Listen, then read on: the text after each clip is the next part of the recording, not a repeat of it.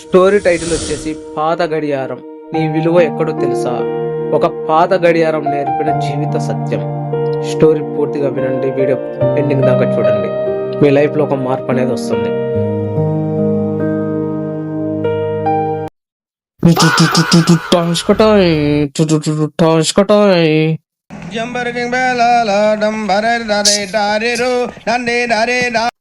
ఏం చేస్తున్నావు? హే రారా, నీకోసమే చూస్తున్నా, వచ్చి కూర్చో. హే బ్రో, ఏం చేస్తున్నావు? నువ్వు ఇంతసేపు రాకపోయేసరికి ఇప్పుడే గేమ్ ఆడుతున్నావు మొబైల్లో. అవునా, ఏం గేమ్ ఆడుతున్నావు? ఏదో గేమ్లే కానీ ఇంతకు నీకు లేట్ ఎందుకు అయ్యింది? ఇంతసేపటికి నువ్వు రాకపోయేసరికి నువ్వు రావేమో ఇక అనుకున్నా. అదేం లేదు, బయట వేరే పని ఉంటే చూసుకొని వస్తున్నా. అవునా, సరేలే కానీ తిన్నావా? మరి తిన్నా, కానీ ఈ రోజైనా వీడియో స్టార్ట్ చేద్దామా లేక మూసుకొని దుబ్బేయమంటావా? అదేం లేదు లేరా, ఈ రోజు ఖచ్చితంగా వీడియో స్టార్ట్ చేద్దాం. అవునా, ఇంతకు స్టోరీ రెడీ చేశావు? మరి చేశారా? స్టోరీ ఎప్పుడో రెడీ చేశా, కానీ నువ్వే ఇప్పటి వరకు రాకపోయేసరికి ఇక రావేమో అనుకున్నా. ఓ అవునా, సారీ రా, బయట పని చూసుకొని వచ్చేసరికి లేట్ అయింది. రే పర్లేదు లేరా, ఈ మాత్రం దానికి నువ్వు సారీ ఎందుకు చెప్పడం? అయినా వచ్చానుగా, ఇప్పుడు వీడియో స్టార్ట్ చేద్దాం. ఇంతకీ ఏం స్టోరీ? అది స్టోరీ పేరేంటి? స్టోరీ టైటిల్ వచ్చేసి పాత గడియారం, నీ విలువ ఎక్కడ. అర్థం కాలేదు బ్రో? అర్థం కాలేదా? సరే మళ్ళీ చెప్తా విను. నీ విలువ ఎక్కడో తెలుసా?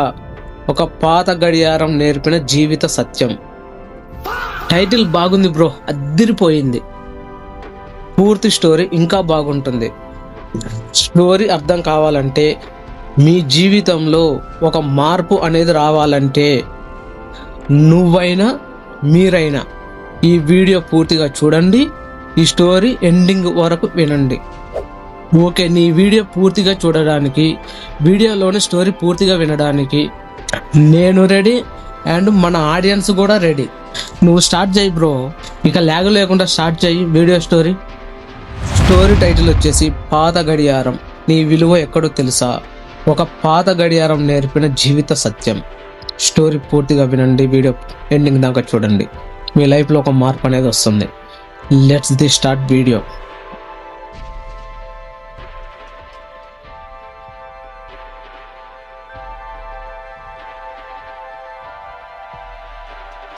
ఒక తండ్రి తన కొడుకు గ్రాడ్యుయేషన్ పూర్తి చేసుకున్న సందర్భంగా తన దగ్గర ఉన్న ఒక పాత గడియారాన్ని అతనికి ఇచ్చాడు.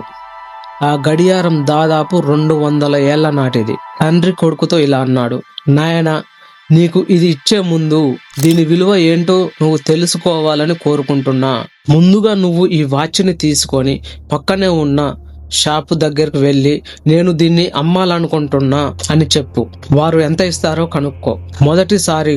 మొదటి ప్రయత్నంగా కొడుకు వాచ్ షాప్ కు వెళ్ళి తిరిగి వచ్చి, నాన్న, వాచ్ షాప్ అతను ఇది చాలా పాతది అని చెప్పి, దీని మీద స్క్రాచెస్ ఉన్నాయని చెప్పి, దీనికి ఒక 500 రూపాయలు ఇస్తానని చెప్పాడు.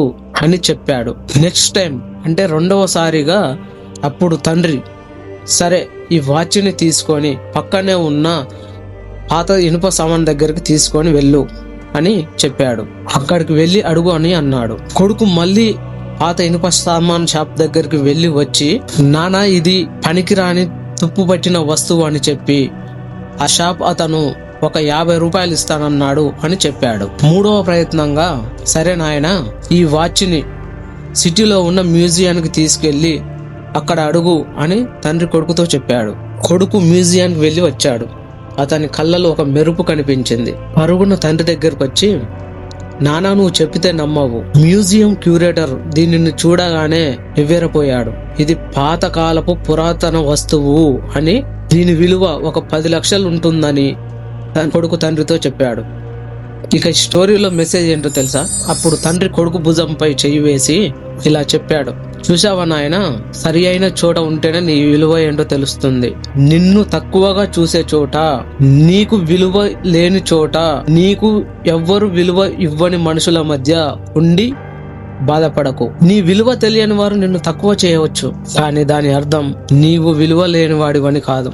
నీ ప్రతిభను గుర్తించే చోట నీ విలువ తెలిసిన మనుషుల మధ్య ఉంటేనే నీ జీవితానికి ఒక గౌరవం లభిస్తుంది. కాబట్టి నువ్వు ఎక్కడ ఉండాలో, ఎవరితో ఉండాలో ఎప్పుడు జాగ్రత్తగా ఎంచుకో.